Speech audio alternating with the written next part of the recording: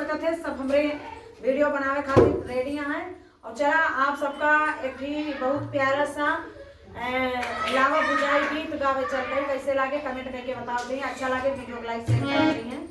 बहुत प्यारा गीत है। वैसे भी हमारा ये गीत बहुत अच्छा जा रहा है और आप सबको फिर से हम सुनाना चाहेंगे अगली बार डांस के साथ। कहना है क्या कहना है? अरे हमारे ननदी के मोरे ननद